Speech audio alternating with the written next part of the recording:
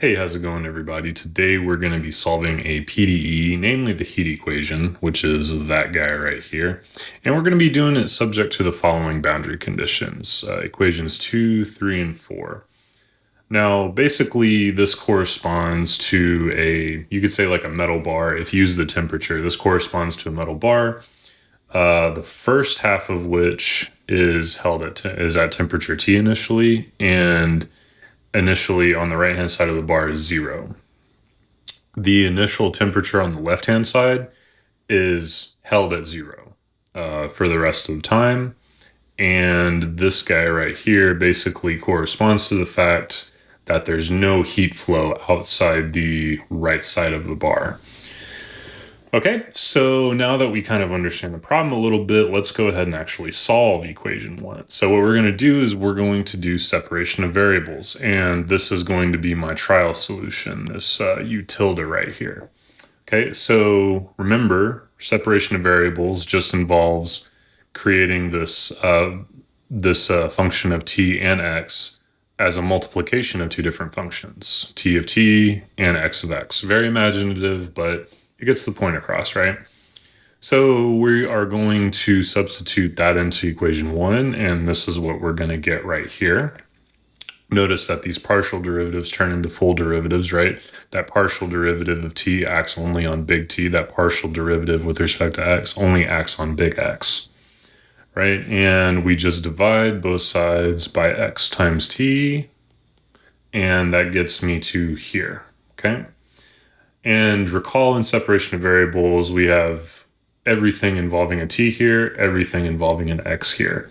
So the only way that these two equations can be equal is if they're equal to a constant, where lambda is a real number, and so lambda squared is positive, and sticking a minus sign on it, this constant is basically negative.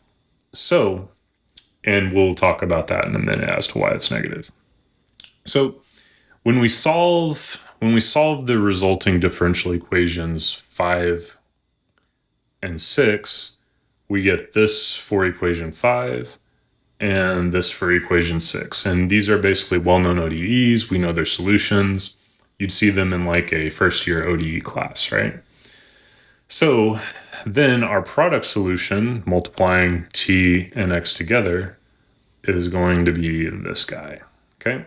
So now what we're going to do is we are going to apply the boundary conditions, okay? So the first one that we're going to go for is we are going to go for this guy right here, okay?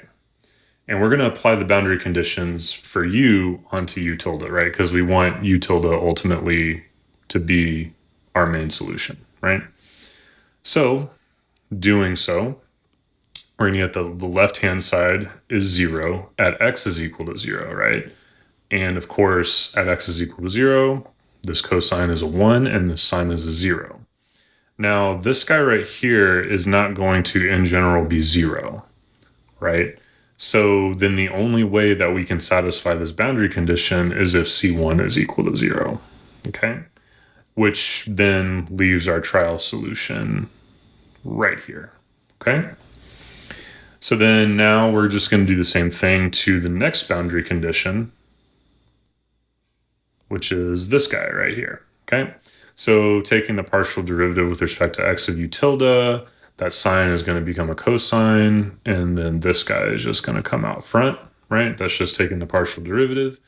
Now, once we apply boundary condition for the left-hand side is going to be 0, and we need to plug in x is equal to L, right? So x is equal to L there, okay? Now, again, for the same reasons we just discussed, right? This whole thing in general is not going to be equal to 0. In fact, if C2 is equal to 0, then we would just get the trivial solution, right? And actually the same thing with T naught, right? And we really want to avoid the trivial solution. The trivial solution, of course, being u equals to 0 everywhere, right? Not a very exciting solution, right? So, but luckily for us, hey, we have a cosine here, right? And we know that when cosine is 0, basically it's some odd multiple of pi over 2, right? So Very easy. So now we have this equation that the argument, this lambda over the square root of k times L, is equal to odd multiples of pi over 2. Okay, now basically at this point, I'd like to mention the fact that this lambda depends on p, right? So really, we should be calling this lambda of p, right? Or up here, lambda of p, u tilde of p, right? And that's just basically going to come from the fact that L is a constant, the square root of k is this constant. So the only way that this side can vary with p is if lambda depends on p, right? Which basically motivates our choice for this guy right here, where I have, again, plugged in for lambda now, right? Or lambda sub p, I should say. Now, if you recall, right, for a linear PDE, if we have two or more solutions of that PDE, we can go ahead and add them up, take a linear combination of them, and we get another solution, right?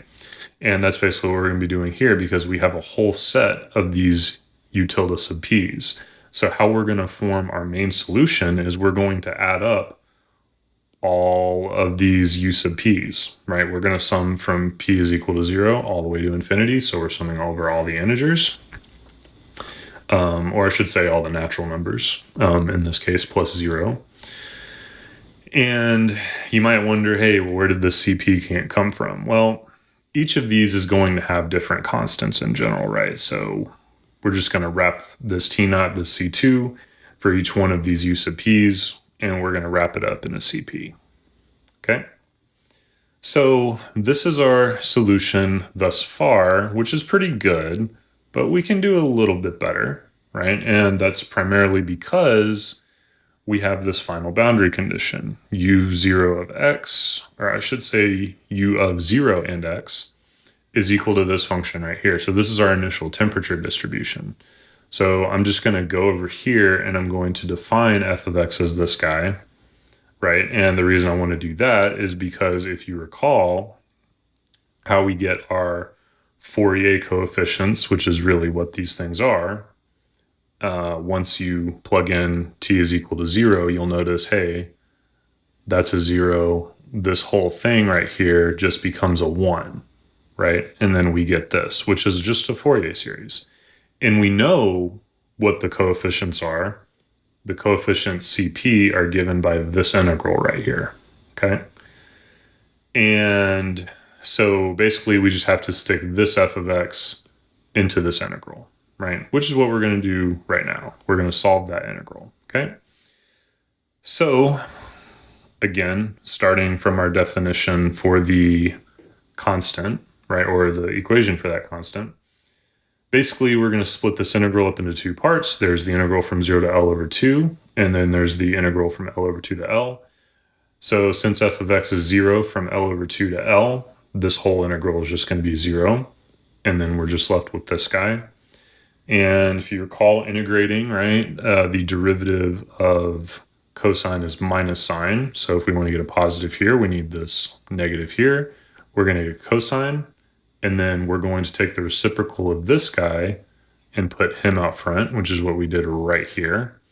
And then we just evaluate it at L over 2 and 0.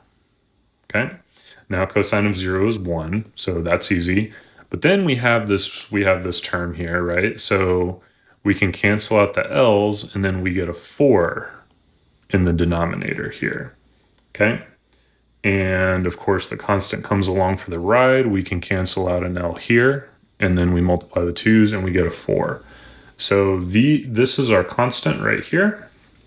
So now at this point, we have basically fully solved our u, right? And this is what it is.